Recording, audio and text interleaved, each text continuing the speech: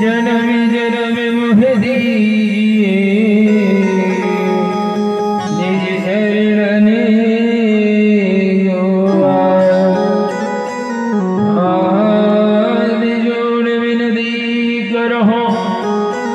सुनहु गरीब निवास आवन ही गर राखियो शरणागत गीला सब द्वार निको छोड़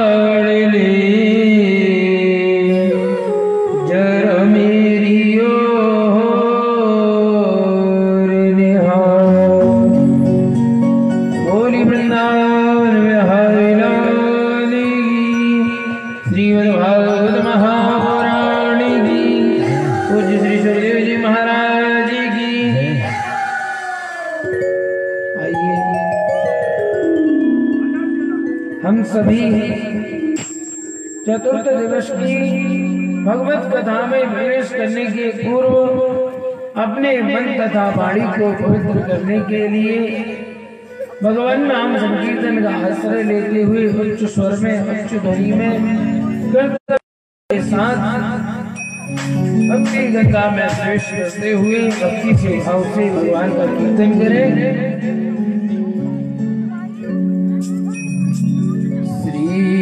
राधे गोपाल भजे मन श्री राधे राधे गोपाल भजे मन श्री राधे राधे गोपाल भजे मन श्री राधे राधे गोपाल भजे मन श्री राधे राधे बोलो श्याम राधे राधे बोलो श्याम राधे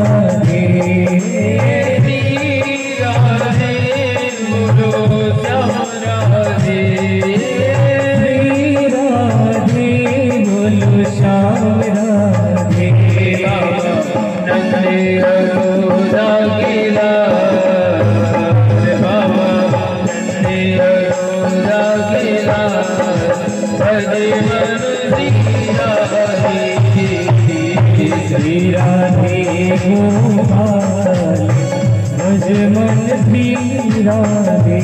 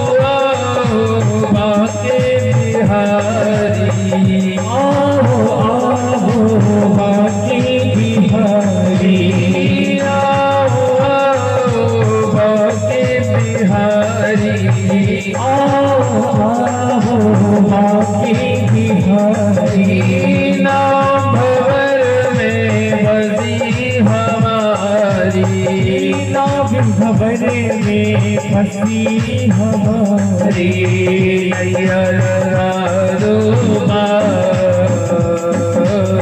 नैया लगा दो भजे मन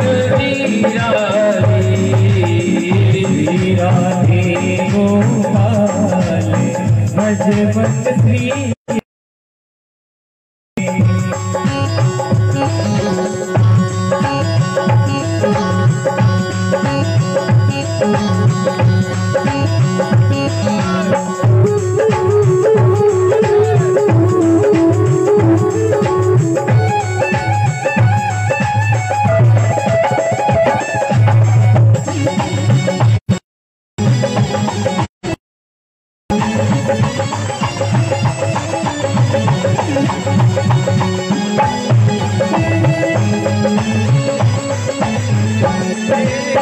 मोरी मुकुट पीता मोरी भोले मोरी मुकुट पीता मोरी भोले मोरी मुकुट पीता मोरी भोले मोरी मुकुट पीता मोरी भोले प्यारी बंदी मेरो मन मोहे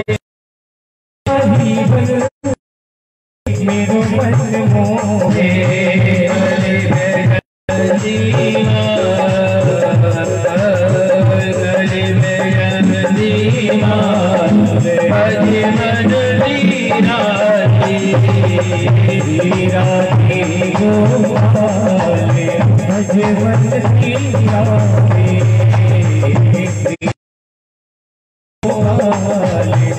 भजे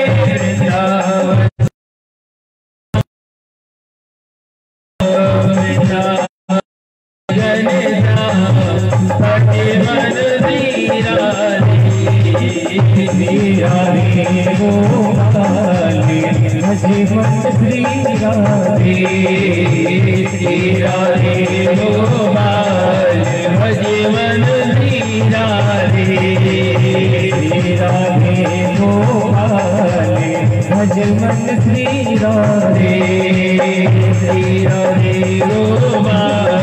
भजे मन दीराती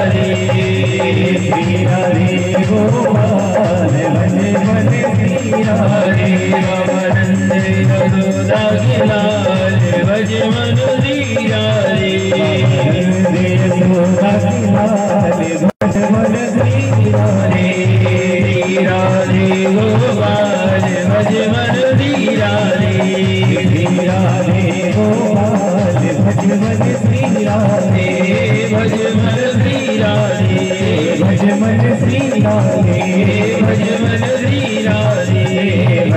श्री राधे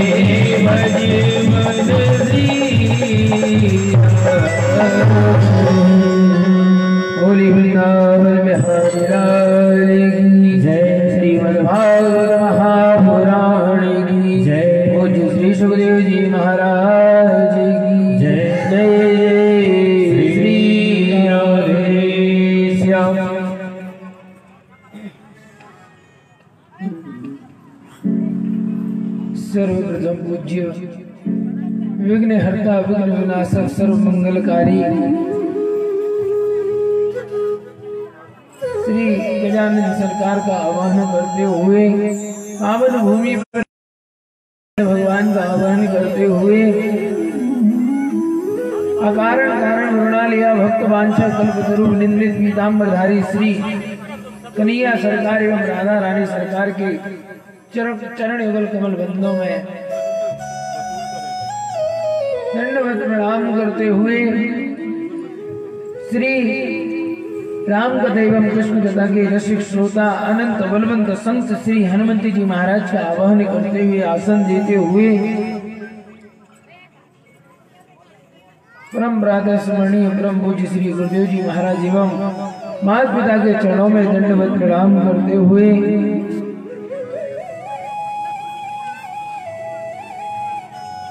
इस मंच पर उपस्थित ब्राह्मणगण, सभी संगीतज्ञ, यहाँ उपस्थित मातृ शक्ति, पितृ शक्ति, भ्रात शक्ति एवं ध्वनि विस्तारक यंत्र के माध्यम से भगवत कथा का लाभ ले रहे रसिक श्रोता वृंदों के हृदय में विराजित श्री कन्हैया सरकार की भागमय मूर्ति को मैं प्रणाम करता हूँ। आप सभी मेरा प्रणाम स्वीकार करें।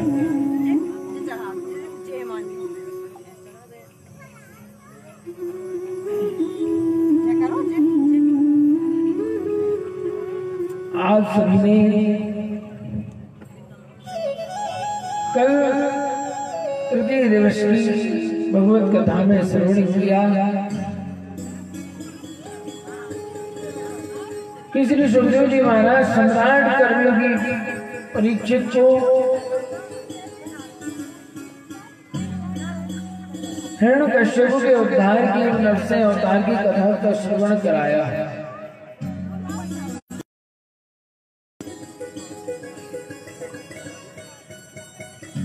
तो श्री सुखदेव जी महाराज सम्राट कर्मयोगी राजा परीक्षित से कहते कि हे राजन,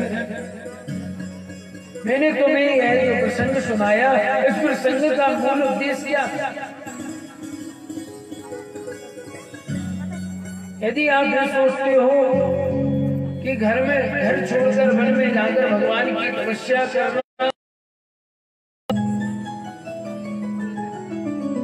ये जरूरी नहीं है। भागवत जी में तो यहाँ तक लिखा है कि कोई व्यक्ति यदि संत बन जाए, पीले वस्त्र धारण कर ले, लाल वस्त्र धारण कर ले, संत बन जाए, अपने अन्न धन आदि सब कुछ को त्याग दे और एक आसन में बैठकर यदि वह संत 8 घंटे भी भजन करता है तो 8 घंटे भजन करने का जो फल उस सन्यासी को प्राप्त होता है, वही फल एक गृहस्थ आश्रम में रहने वाले व्यक्ति को अनायास प्राप्त हो सकता है। वह कैसे? तो कहा महाराज, हर क्षण हर पल केवल भगवान का स्मरण करो, भगवान का चिंतन करो। तब यदि आप गृहस्थ आश्रम में रहकर भगवान का भजन करते हो, भगवान को याद करते हो, तो गृहस्थ आश्रम में रहने वाला व्यक्ति भी वन में तपस्या करने वाले संत के समान फल प्राप्त कर सकता है। क्योंकि गृहस्थ जीवन जो है बड़ा आदर्श जीवन कहा गया, श्रेष्ठ जीवन कहा गया। और हमारा गृहस्थ जीवन श्रेष्ठ कब माना जाएगा? जब हम परमात्मा को याद करेंगे, परमात्मा के बताए हुए मार्ग पर चले। और परमात्मा से मिलने का मार्ग कौन बताता? संतों का सत्संग। संतों का सत्संग करोगे तो संत जो है परमात्मा से मिलने का, परमात्मा से प्रेम करने का, चरणों में प्रीत करने का आपको मार्ग बताता है।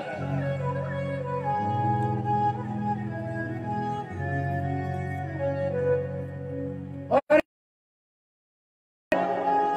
सुलभ रास्ता, सुलभ तो श्री भागवत जी के बताए हुए उपदेश पर चलो। और उससे भी सुलभ चाहते हो तो सच कहता हूँ, जिसने श्री रामचरितमानस, गोस्वामी तुलसीदास जी बाबा ने जो रामचरितमानस लिखी, यदि उसका पाठ नित्य प्रति आप 2 चौपाई भी यदि अपने घर में प्रतिदिन करोगे तो निश्चित ही आपको परमात्मा की प्राप्ति हो जाएगी।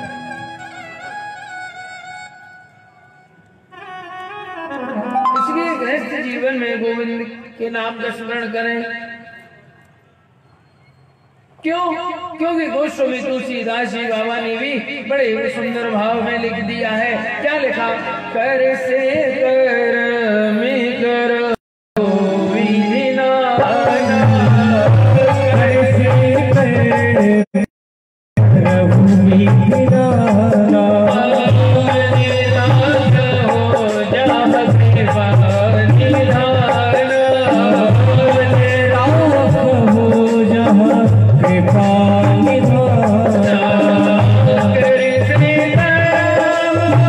कर ही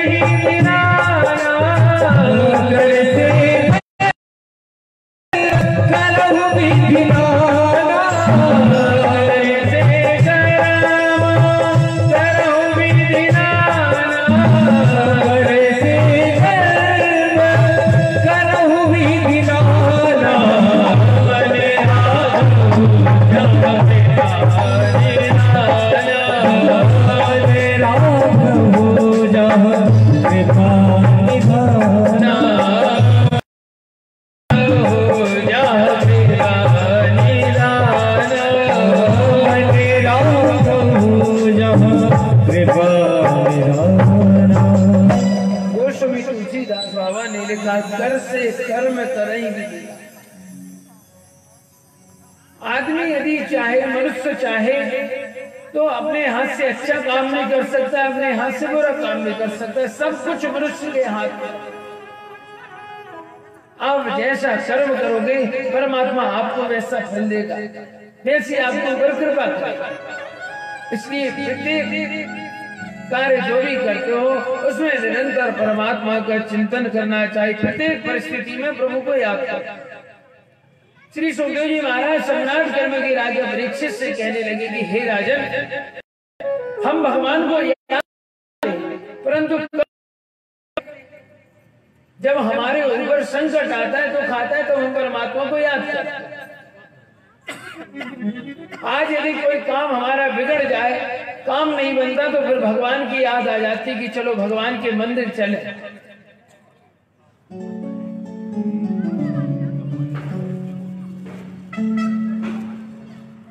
तो जब दुख आएगा तभी आप परमात्मा को याद करते। यहाँ पर कितना सुंदर वर्णन आया कि जब हमारे जीवन में सुख आ जाता है तो हम परमात्मा को भूल जाते, विस्मृति हो जाती है परमात्मा की। बड़ा सुंदर भाव लिखते हैं कवि, दुख में सुमिरन सब करे, अरे सुख में करहि न कोई, जो सुख में सुमिरन करे तो दुख काहे को हुए।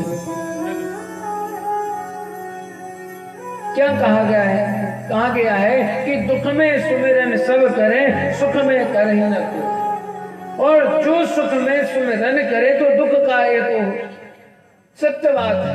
परमात्मा को आप दुख में याद करो। अरे यदि परमात्मा को यदि आप सुख में याद करोगे तो आपके जीवन में दुख आएगा ही नहीं। श्री सुखदेव जी महाराज सम्राट कर्म के राजा परीक्षित से कहते कि राजन, मुझे एक पूर्ण वृतांत, पूर्ण है, मेरी इच्छा होती है कि वह मैं तुम्हें श्रवण कराऊं। हे राजन, एक बहुत बड़ा पर्वत था, उस पर्वत का नाम था त्रिकूट। क्यों? क्योंकि उस पर्वत की 3 शाखाएं थी, 3 चोटी थी। तो संस्कृत में चोटी शाखा को कहते कूट, तो इसलिए 3 कूट वाला था, तो उसका नाम रख दिया त्रिकूट पर्वत। अब उस पर्वत में सभी प्राणी जो है निवास करते हैं। बड़े बड़े हिंसक प्राणी, जीव जंतु, पशु पक्षी उस पर्वत में निवास करने लगे।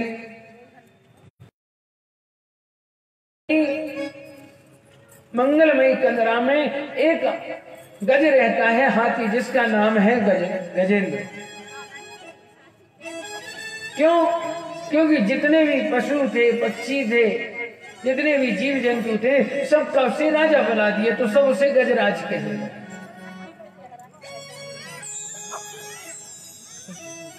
अब जो गजेंद्र था बहुत बड़ा शक्तिशाली था। उस गजेंद्र की 50 पत्नियां थी और 150 पुत्र थे।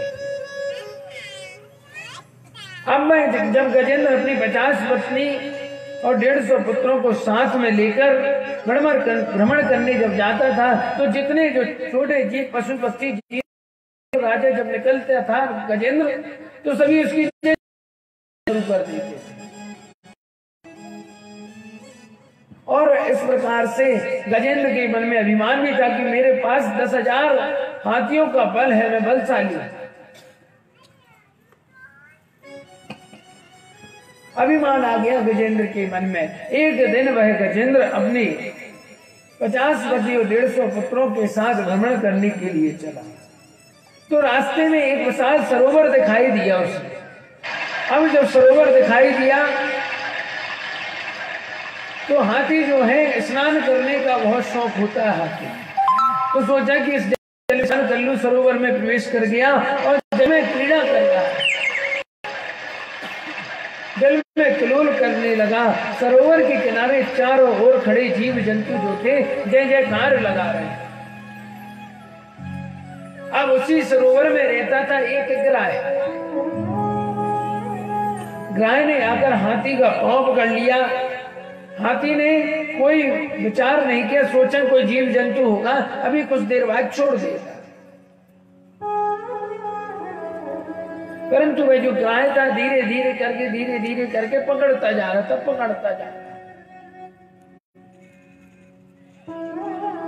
गजराज मन में सोचने लगा कि शायद इस जीव को पता नहीं है कि मैं राजा हूं। जब इसको पता चलेगा ये मुझसे क्षमा याचना कर लेगा।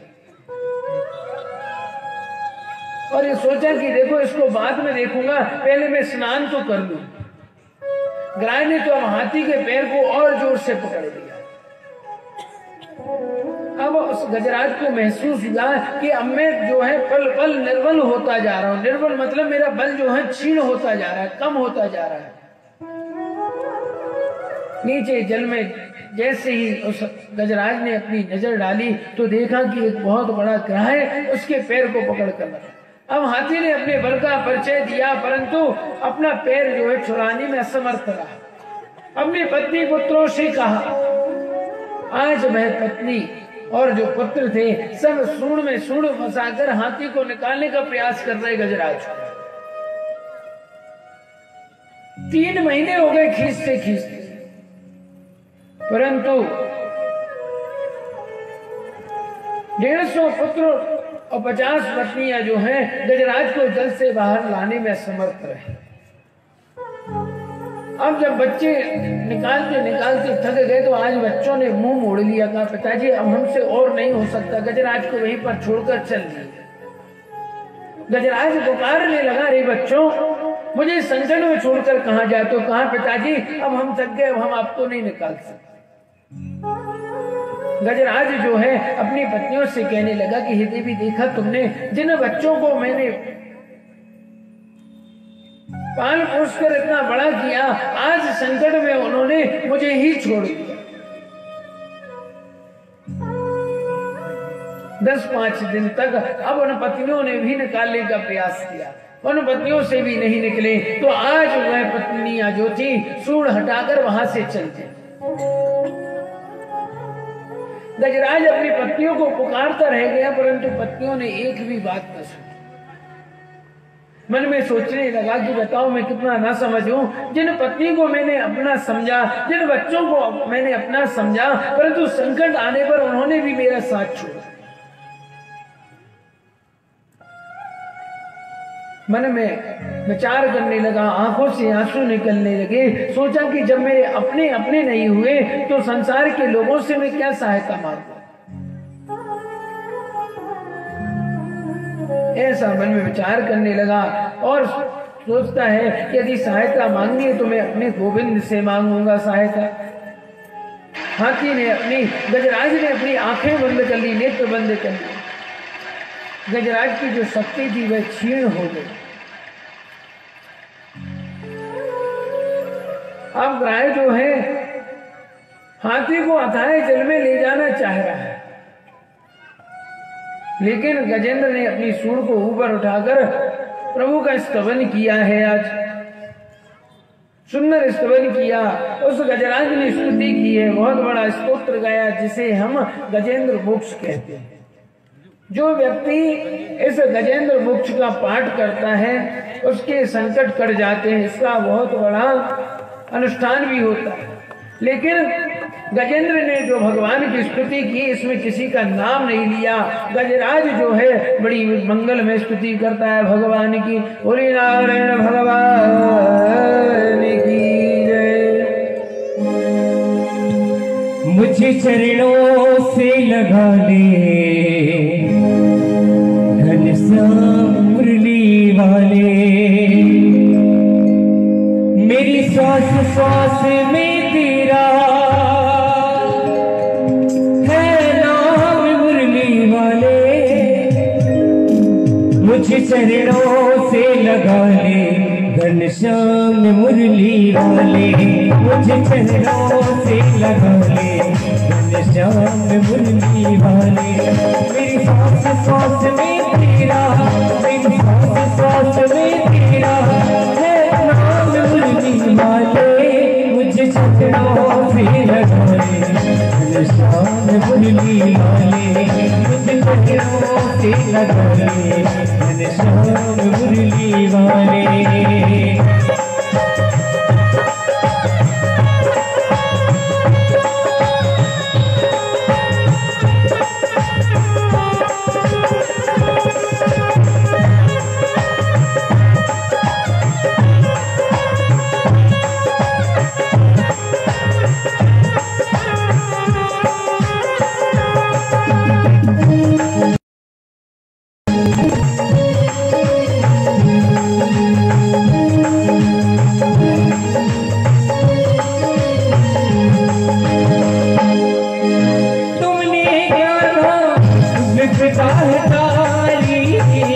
भक्तों की तुमने गाना विपदा है तारी, मेरी विवाह थमो बाकी बिहारी, मेरी विवाह थमो बाकी बिहारी, मेरी विवाह थमो बाकी बिहारी।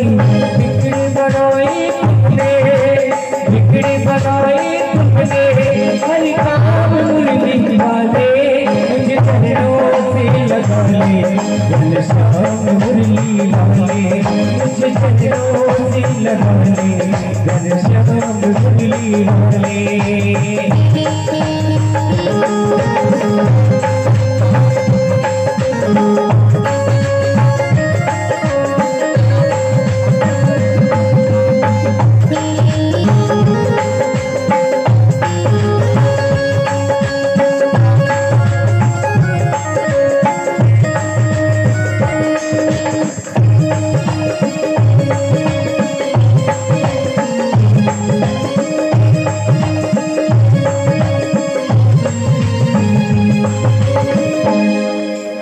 मेरा जीवन बन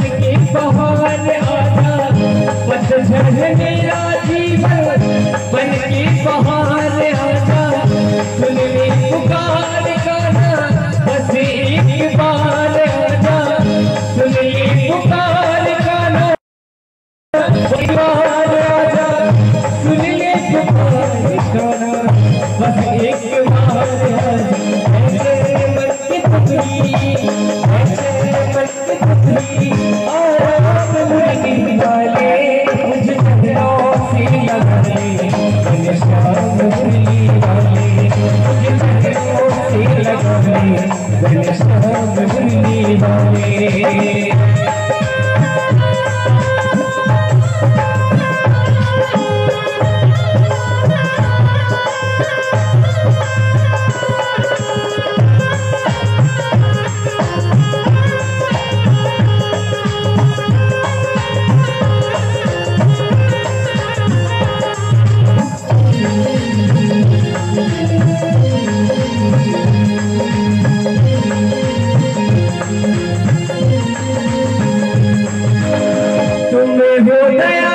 सागर जन्मों का मैं हूँ प्यासा, तुम हो दया की सागर जन्मों का मैं हूँ प्यासा, दीदो जगह मुझे भी चरणों में बसी जरासी, दीदो जगह मुझे भी चरणों में बसी जरासी, दीदो जगह मुझे भी चरणों में बसी जरासी।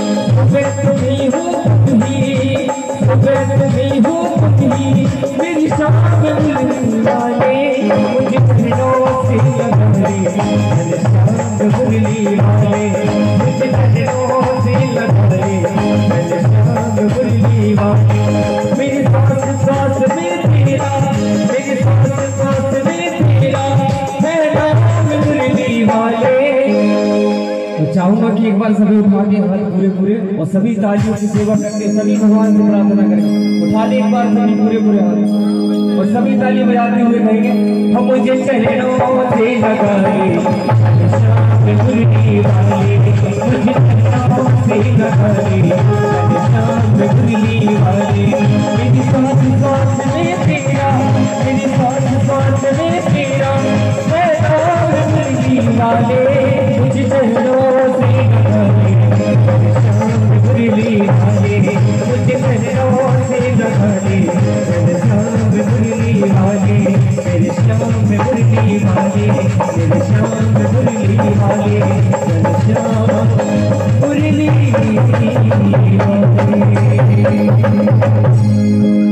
वाले बंसी वाले की जय जय जय श्री राधे जय जय श्री राधे जय जय श्री राधे श्याम।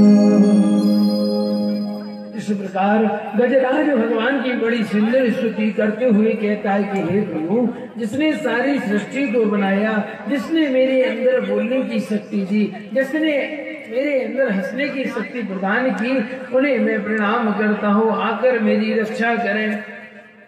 हे प्रभु, जिसकी कृपा के बिना एक पत्ता भी नहीं हिलता, जिसकी इच्छा के बिना देवता भी किसी कार्य को नहीं कर सकते, वह आकर मेरी रक्षा करें। जो इंद्रियों के स्वामी है वह मेरी आकर रक्षा करें।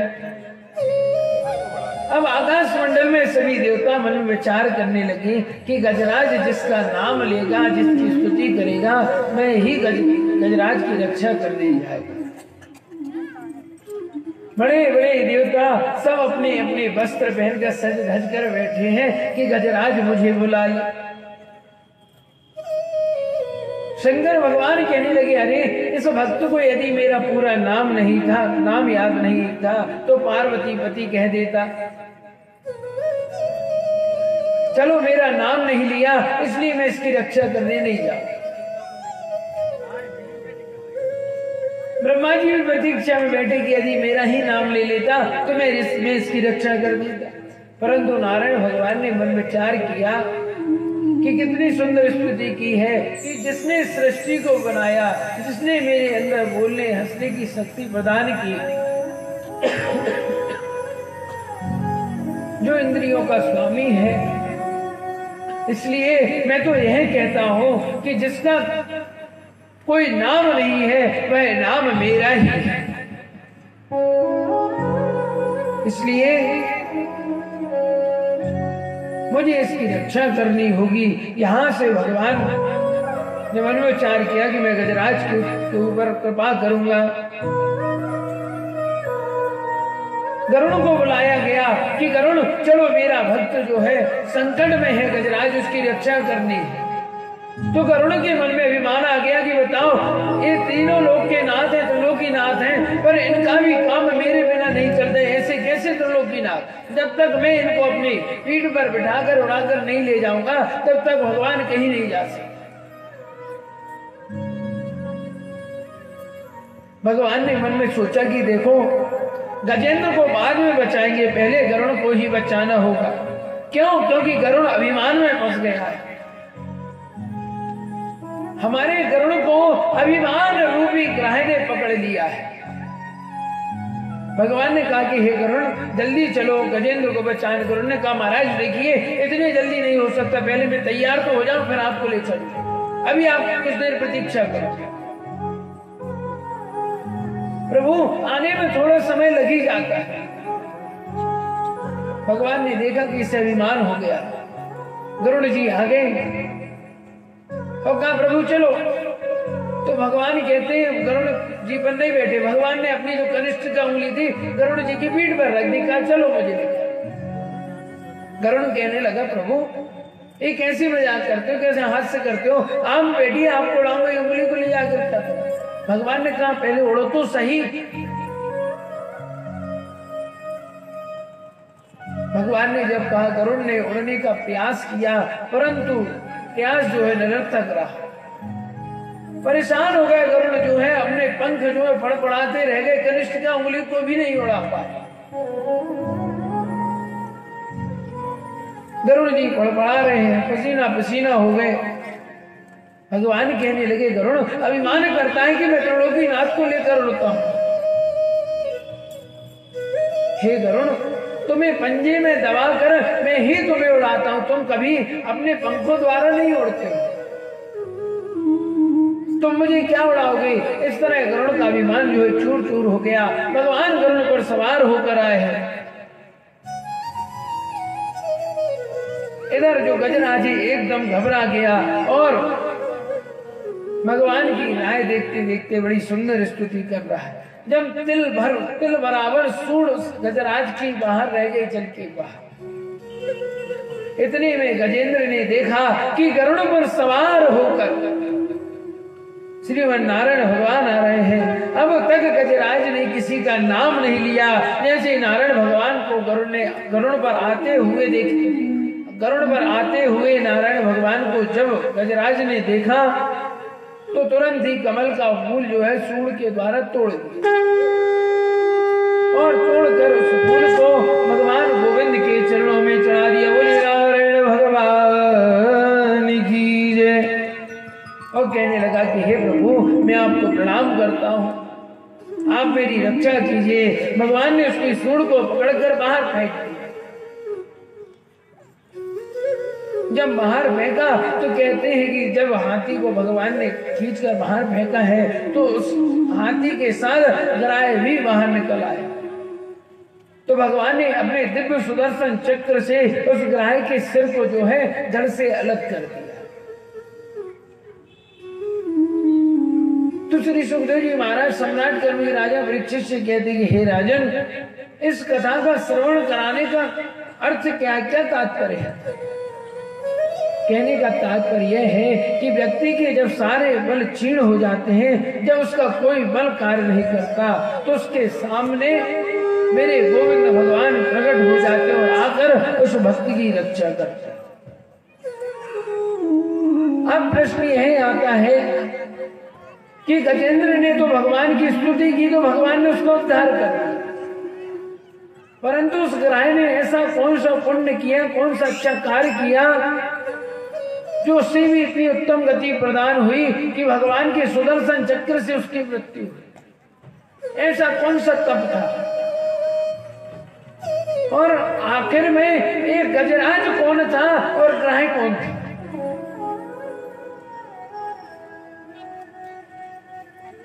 तो आप सभी को मैं श्रवण करा देता कि गजराज कौन था। गजराज जो है पूर्व जन्म में चित्रक नाम का एक राजा। अब राजा जो था बहुत वाचाल था, बहुत बोलता था। एक दिन गुरु महाराज ने सोचा कि ये राजा बहुत बोलता है, इसलिए इसे दीक्षा दे देनी चाहिए। और दीक्षा में जब दीक्षा दी जाती है तो कुछ न कुछ छुड़वाया जाता है, कोई भी एक वस्तु का त्याग करो। तो राजा से कहा कि राजा तुम किसी एक वस्तु का त्याग करो, एक चीज अपने जीवन में अपना लो। क्या?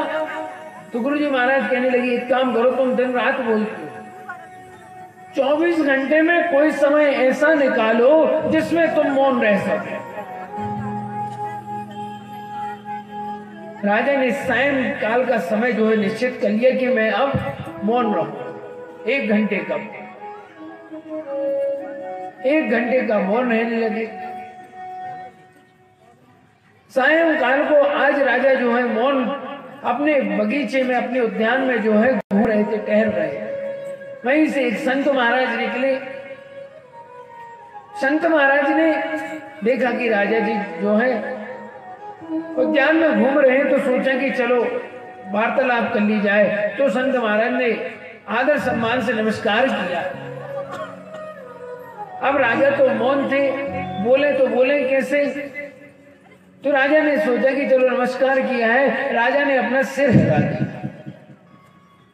संत महाराज सोचने लगे बताओ इतना अभिमान इनके हृदय, मैंने नमस्कार किए, राजा इतना अभिमानी है, मधुर मत हाथी के जैसे अपना सिर हिलाता है। इसलिए राजा मैं तुझे श्राप देता हूं, अगले जन्म में तुझे हाथी की योनि प्राप्त हो। राजा का जब मौन व्रत संपूर्ण हुआ तो क्षमा याचना करने लगा कि महाराज मैं गुरुजी को वचन दिया है, मैंने उस वचन को पूर्ण कर रहा था। आपने मुझसे नमस्कार किया, इसलिए मैं आपसे नमस्कार नहीं कर पाया। आप मेरे अपराध को क्षमा कर। संत ने कहा कि देखो, श्राप तो नहीं बदल सकता, पर इतना जरूर है कि तुम्हारा उद्धार अपेक्षित होगा और नारायण भगवान तुम्हारा उद्धार करने के लिए। तो यही वह राजा जो है दूसरे जन्म में गजराज हुआ और भगवान उसकी रक्षा करने के लिए आए।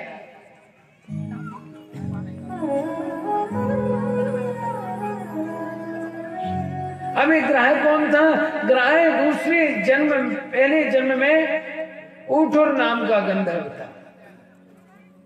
ऊठुर नाम का गंधर्व कैसा कि पहले के समय में टीवी मोबाइल नहीं होते थे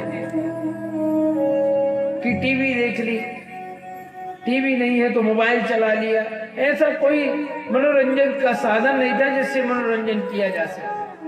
केवल साधन थे तो कैसे? पहले एक गंधर्व आता था, बहुरूपिया जिसे बोलते, वह बहुरूपिया आकर नाना प्रकार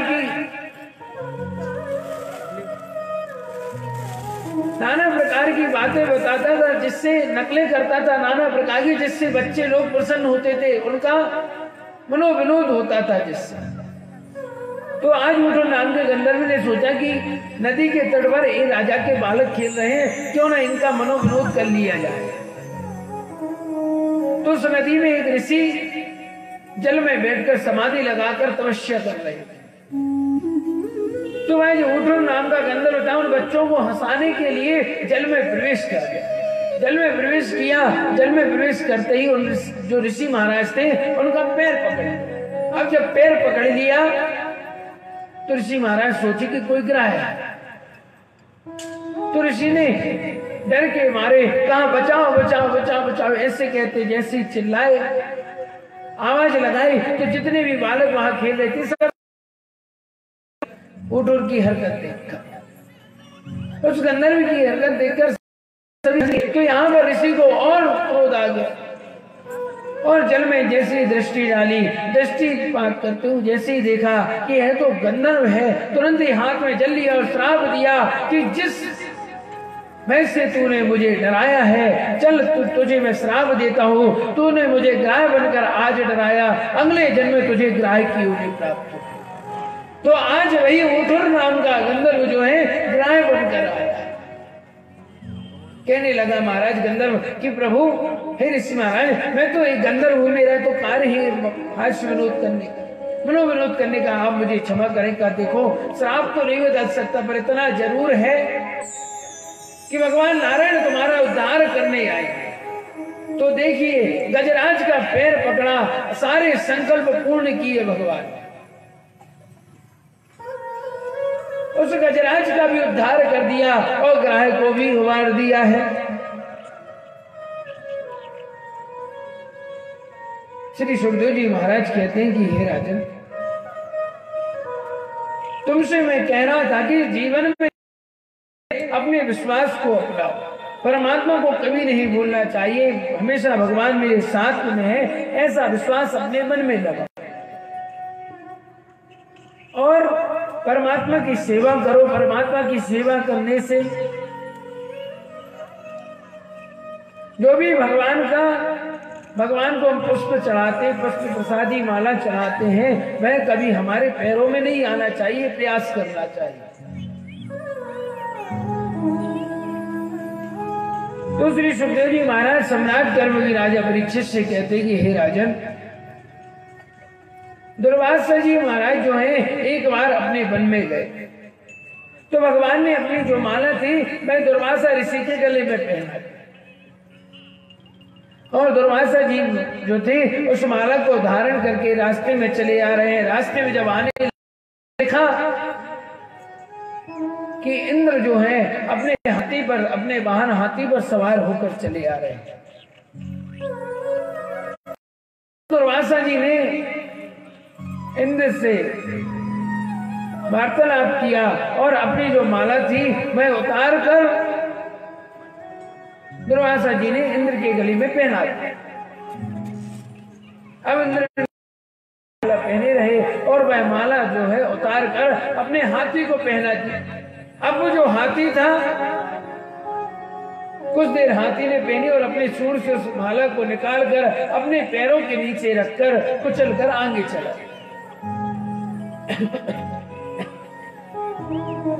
अब इतनी में ही वहां से लौटते समय जब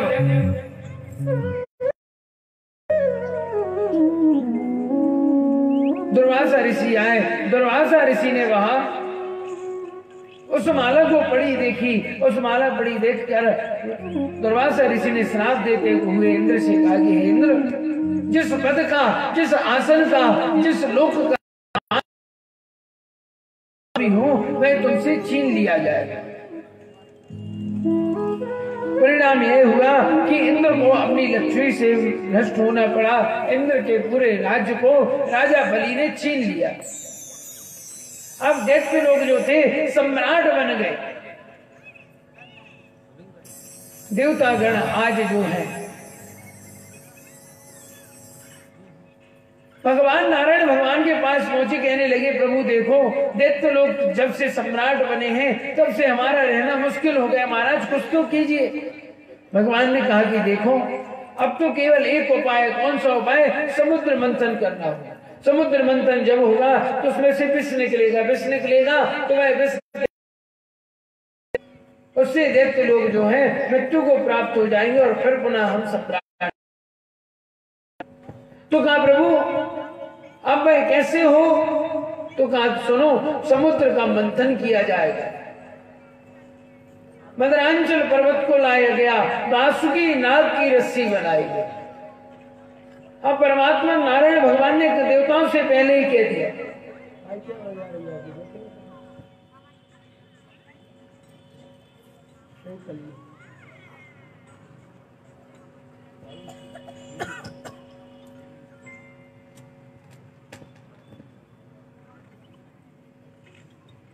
ऐसे पकड़ रहा।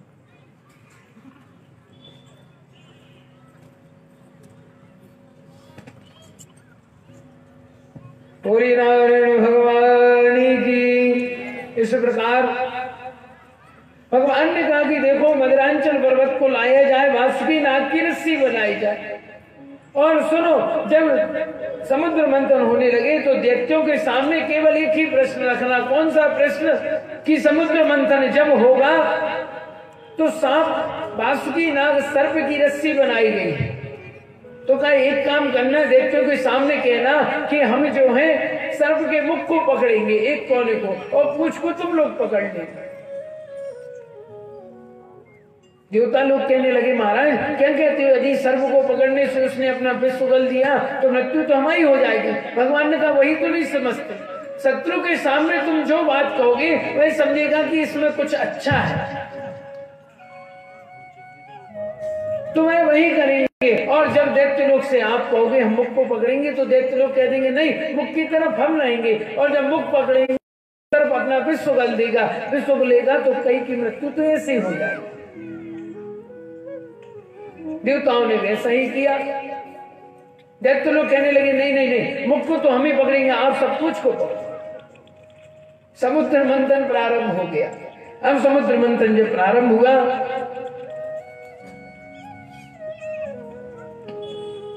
तो समुद्र मंथन होते समय कहते हैं कि मदरांचल पर्वत जो था नीचे की ओर धंसने लगा। तो भगवान वहां पर कच्छप का अवतार धारण करके आए और कच्छप का अवतार धारण करके भगवान ने अपनी पीठ पर वह मदरांचल पर्वत को जो है स्थापित कर लिया, अपनी पीठ पर बिठा लिया और समुद्र मंथन प्रारंभ हुआ। जब समुद्र मंथन हुआ है तो सबसे पहले विष निकला। विष निकला, नारद जी कहने लगे बताओ भैया इसको कौन पिएगा? देवता कहने लगे देखो हम तो नहीं पी सकते। दैत्यों से कहा, दैत्यों ने कहा नहीं, इस विष को हम ग्रहण नहीं करेंगे। तो कहा कौन करेगा?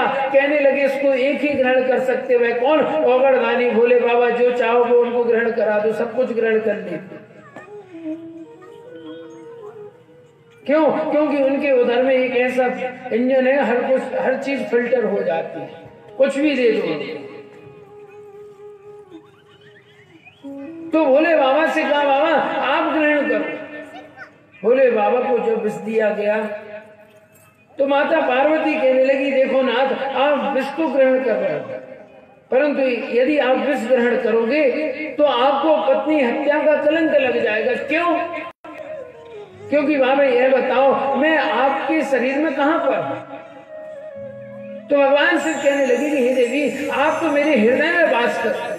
तो कहा, प्रभु यदि हृदय में आपके हूं और आप जब विष मुख द्वारा ग्रहण करोगे तो मैं विष जो है हृदय में जाएगा, और हृदय में उस विष का असर यदि मुझ पर हो गया तो मेरी मृत्यु हो जाएगी, और मृत्यु होगी तो तुम्हें पत्नी हत्या का कलंक लग जाएगा। भगवान भोलेनाथ कहने लगे, देखो देवी, देवताओं ने तो आज हमें सरदार बना दिया, कहा आपको ही पीना है, इसलिए विष को ग्रहण करना पड़ेगा मुझे। भूत बाबन भोलेनाथ बाबा ने कहा, ठीक है, ना मुझे पत्नी हत्या का कलंक लगेगा। भूत बाबन भोलेनाथ बाबा ने तुरंत ही उस विष को ग्रहण किया, और ग्रहण कैसे किया? उस विष को अपने कंठ में धारण कर लिया। कंठ में जैसी विष को धारण किया तो भूत बाबन भोलेनाथ बाबा का जो गला था वह नीला हो गया। उसी दिन से भगवान का नाम नीलकंठ पड़ गया। बोली नीलकंठ महादेव की जय। सबसे पहले विष निकला भूत बाबन भोलेनाथ बाबा उसको ग्रहण करते। उसके बाद कामधेनु नाम की गाय निकली, जो गाय देवताओं ने ऋषियों को दान दे दी। गाय के बाद सुंदर धनुष निकला, चंद्रमा निकला, कई प्रकार के मुख्य 14 प्रकार के रत्न निकले, कई प्रकार की अप्सराएं निकली हैं। उसी बीच में समुद्र मंथन में लक्ष्मी देवी का प्रागट हुआ। अब सभी विचार करने लगे कि ये युवती जो है न जाने किसको माल्यार्पण करेंगी। नारायण भगवान को जाकर लक्ष्मी देवी ने माला पहना दी, और वह नारायण की भार्या बनी लक्ष्मी देवी। अब अमृत कलश को लेकर धन्वंतरी भगवान निकले। अब दैत्य लोग जो थे छुड़ाकर भागने लगे, तो तुरंत ही भगवान वहां पर मोहिनी रूप धारण करके आया। बड़ा सुंदर रूप धारण कर लिया स्त्री का। मोहिनी रूप को जैसे दैत्यों ने देखा मोहित हो गए। जैसे मोहित हुए, देवताओं ने दैत्यों को परास्त कर दिया है। शंकर भगवान ने मोहिनी रूप देखा, देखते ही रह गए। मोहिनी रूप धारण करके देवताओं ने जो अमृत का कलश था वह ले लिया।